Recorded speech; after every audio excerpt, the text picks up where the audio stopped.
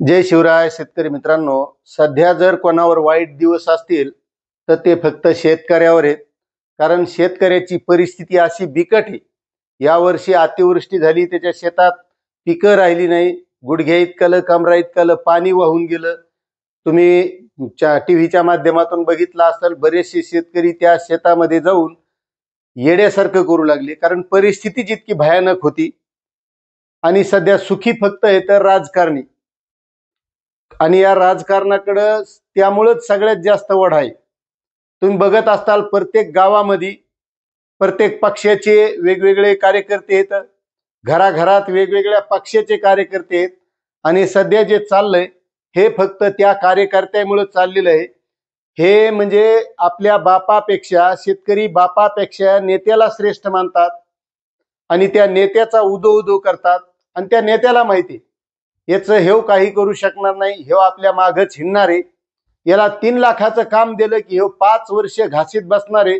मात्र त्या आपल्या शेतकरी बापाची काय हाल अपेष्टा चालली, त्याची काय परिस्थिती आहे, यावर तो अजिबात लक्ष देणार नाही.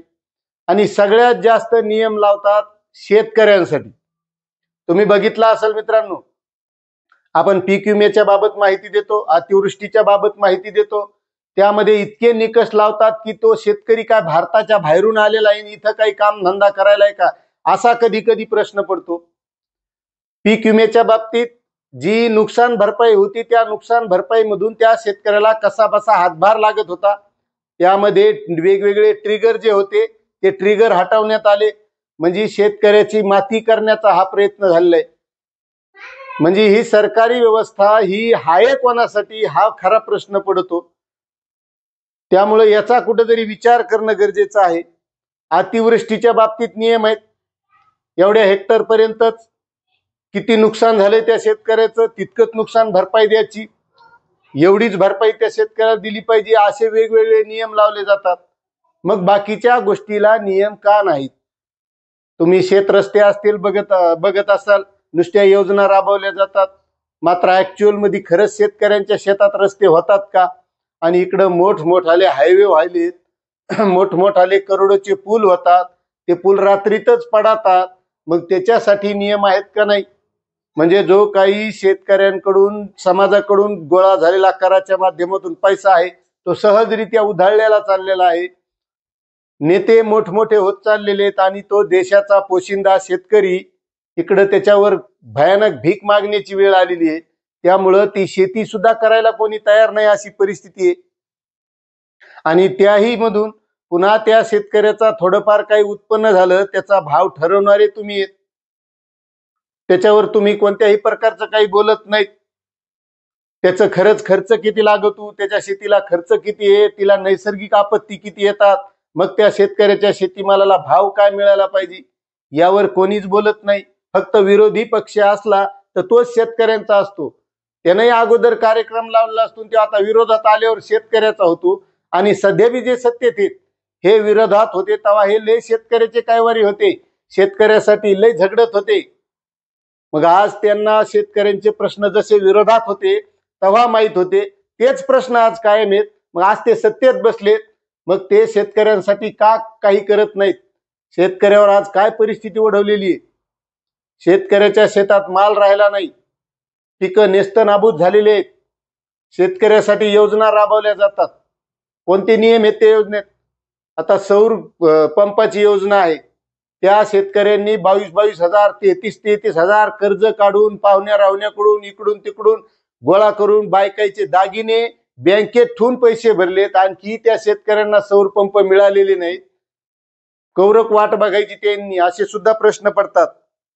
मग तुमच्या ज्या बाकीच्या योजना राबवल्या जातात, रस्ते असतील, याच्यात पुलं पडत आहेत, रस्ते वाहून चाललेत, रात्रीत डांबर रस्ता केला जातो. आणि एखादा जर खड्डेमय रस्ता असेल आणि तिथून जर राजकीय नेता मंत्री जायचा असेल तर रात्रीत रस्ता केला जातो, त्याची गाडी आदळू नये म्हणून. अगोदर त्याची गाडी मोठी फॉर्च्युनर असते, ती कुठं आदळणार आहे? तरी तेवढी काळजी घेतली जाते की त्या नेत्याला वाटलं पाहिजे की नाही, आपला राज्य लय सुजलाम सुफलाम आहे. रात्रीत ते खड्डे बुजवले जातात, त्याची जाणे येण्याची सगळी व्यवस्था केली जाते. मग ही व्यवस्था शेतकऱ्यांसाठी का नाही, याचा कुठेतरी विचार करणं गरजेचं आहे. आणि आता हेच नेते या अतिवृष्टीवर शेतकऱ्याच्या धुऱ्यावर जाणार आहेत. हे फक्त रोडच्या कडीला जिथं गाड्या जातील तिथंच गाड्या लावून तिथं पाहणी करतील, तिथं रील्स बनवतील. आणि मला तर असं ऐकायला मिळालंय की रील्स बनवायला याने माणसं ठेवलेली. काय तर ते नेता असा फिरणार, टोंगळे इतकी पॅन्ट वर करणार, मग तो असा फिरणार, इकडं पाहणार तिकडं पाहणार, आणि ते रील्सवाला त्याची रील्स बनवणार आणि दाखवणार फक्त मी गेलो. आणि प्रत्येक नेता, प्रत्येक आमदार आज फेसबुकवर पोस्ट करतो वेगवेगळ्या योजनांची, मात्र त्या खरंच ऍक्च्युअल मध्ये योजना राबवल्या जातात का? आता लाडक्या बहिणीच्या ई-केवायसी ची प्रत्येक जण पोस्ट टाकायला, ई-केवायसी करून घ्या, ई-केवायसी करून घ्या. मग ज्या वेळेस ही योजना सुरू केली होती त्यावेळेस प्रत्येक महिलेला लाभ दिला, आणि आता केवायसी कशामुळे लावली बरं? याचं मूळ कारण काय? कारण त्या लाडक्या बहिणीला आधी दिले पैसे आणि आता केवायसी करून त्याच्यातून कटछाट करायची, हे कोणतं धोरण आहे? आणि आताही तुम्ही धुऱ्या बांधुऱ्यावर हिंडणार आहात तर नुसत्या फोटो काढण्यासाठी, रील्स बनवण्यासाठी आणि मी कसा शेतकऱ्यांसाठी धावून गेलो याच्यासाठी फिरत असताना हे तुमचं दुर्दैव आहे. त्या शेतकऱ्याची आज परिस्थिती इतकी बेकार आहे, याचा कुठंतरी विचार करा. तुम्हाला सांगतो, त्याला आवतं बदलायला पैसे नाहीत हो, टिफनी बदलायला पैसे नाहीत, अशी परिस्थिती आहे त्या शेतकऱ्यावर. बैल तर सोडाच, बैलाच्या 1.5 लाख रुपये किमती झाल्यात, बैल बदलता येत नाहीत त्या शेतकऱ्याला, अशी परिस्थिती त्या शेतकऱ्यावर आली. त्यामुळं कुठंतरी या गोष्टीचा तुम्ही विचार केला पाहिजे. तुम्ही वेगवेगळ्या मोठमोठ्या गाड्याने त्याच्या धुऱ्यावर जाणार आहेत, मात्र त्यांच्या धुऱ्यावर गेल्यावर त्यांना मदत कशा प्रकारे जास्तीत जास्त करता येईल यासाठी तुम्ही बोललं पाहिजे. विरोधातले तर कुठंच बोलायला दिसत नाहीत. कधी मधी उगच आपलं स्वतःला फक्त आम्ही आहेत विरोधी पक्ष म्हणून बोललात, बाकी कुठंच नाहीत. आज जी शेतकऱ्यावर परिस्थिती आहे, हे सरकार कधी काळी विरोधात होतं त्यावेळेस शेतकऱ्यांचे प्रश्न मांडत होतं आणि शेतकऱ्याला वाटत होतं की यांचं सरकार आल्याच्या नंतर आपले दिवस बदलतील. मात्र कोणतंही सरकार आलं तर दिवस काय शेतकऱ्याचे बदलायला तयार नाहीत.